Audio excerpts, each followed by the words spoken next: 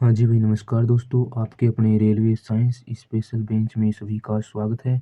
मेरे प्यारे दोस्तों, ये बेंच कौन कौन से एग्ज़ाम के लिए बेनिफिशियल रहने वाला है।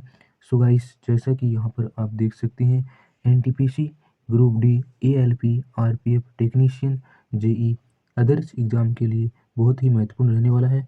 मेरे प्यारे दोस्तों, इस बेंच में हम करते हैं साइंस की प्रीवियस ईयर क्वेश्चन अपन रिवीजन के साथ जो है इसको, जितने भी इसमें इम्पोर्टेंट फैक्ट होते हैं और कॉन्सेप्ट के साथ अपन अच्छे तरीके से इसका एनालाइज करते हैं। तो प्यारे दोस्तों, आज का अपना जो है क्वेश्चन है, तो सभी साथी एक बार जो है क्वेश्चन को ध्यान से देखेंगे और इसको कमेंट बॉक्स में जो है इसका उत्तर देने की कोशिश करेंगे।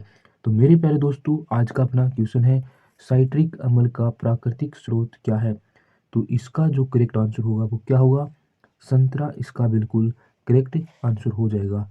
साइट्रिक अम्ल दोस्तों, संतरा जो है इसका प्राकृतिक स्रोत है। और दोस्तों, ये क्वेश्चन बहुत ही महत्वपूर्ण क्वेश्चन है, क्योंकि दोस्तों कई बार जो है ये आरपीएफ कभी तो कांस्टेबल एग्जाम में पूछ लिया जाता है और कभी एनटीपीसी में पूछ लिया जाता है, और दोस्तों अदर्स एग्जाम में भी ये क्वेश्चन बार बार रिपीट होता है। तो सभी साथी एक बार इसको ध्यान से पढ़ेंगे और कमेंट बॉक्स में लिखने की कोशिश करेंगे।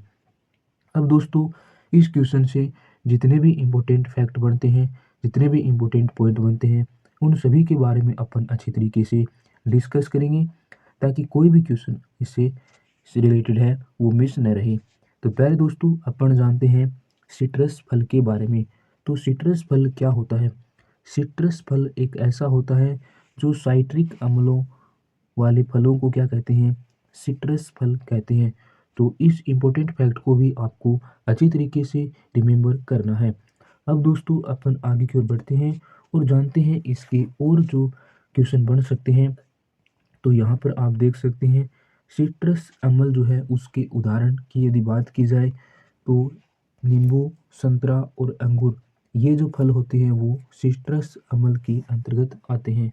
और दोस्तों, यदि आपसे पूछ लिया जाए कि विटामिन सी के अच्छे स्रोत क्या है, तो विटामिन सी के अच्छे स्रोत, जैसा कि दोस्तों यहाँ पर आप देख सकते हैं, नींबू, संतरा और अंगूर दोस्तों क्या हो, विटामिन सी के बहुत ही महत्वपूर्ण अच्छे प्रमुख स्रोत माने जाते हैं। तो इस इम्पोर्टेंट फैक्ट को भी आपको अच्छी तरीके से रिमेम्बर कर लेना है। अब दोस्तों, अपन आगे की ओर बढ़ते हैं और जानते हैं इसके और महत्वपूर्ण प्रश्नों के बारे में। तो यहाँ पर अपन देखें कि विटामिन सी की कमी से होने वाला रोग क्या है। तो मेरे प्यारे दोस्तों, इसका जो करेक्ट आंसर होगा वो क्या होगा? स्कर्वी रोग इसका बिल्कुल करेक्ट आंसर हो जाएगा। इसी प्रकार से दोस्तों, यदि आपसे पूछ लिया जाए कि नींबू की तुलना में कम मात्रा में साइट्रिक अम्ल जो है वो कौन से में होता है, कौन से फल में होता है, तो नींबू की तुलना में कम मात्रा में जो साइट्रिक अम्ल पाया जाता है वो अंगूर में पाया जाता है। तो इस इम्पोर्टेंट फैक्ट को भी आपको अच्छी तरीके से रिमेम्बर कर लेना है और इसमें कंफ्यूज नहीं होना है। इसी प्रकार से दोस्तों, नेक्स्ट अपना इम्पोर्टेंट पॉइंट आता है, B6 एक समृद्ध स्रोत है।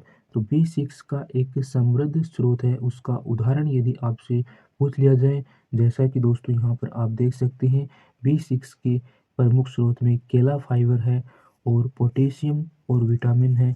ये B6 का एक समृद्ध स्रोत के रूप में माना जाता है।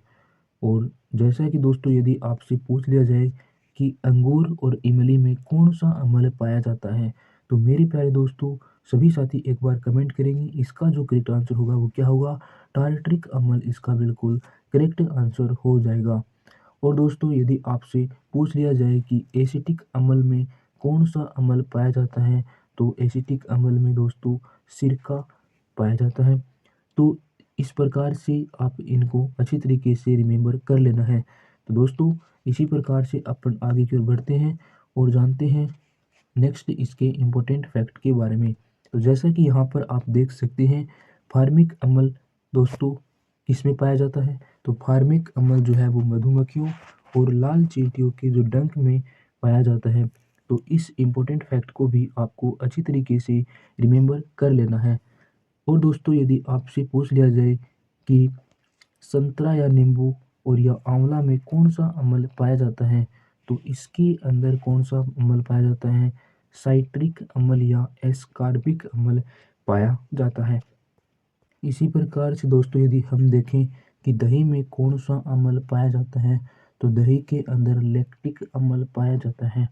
और दोस्तों यदि बात की जाए हमारे जो पेट में कौन सा अम्ल पाया जाता है, तो हमारे पेट में दोस्तों गैस्ट्रिक जूस या फिर दोस्तों अपन कह सकते हैं HCl पाया जाता है।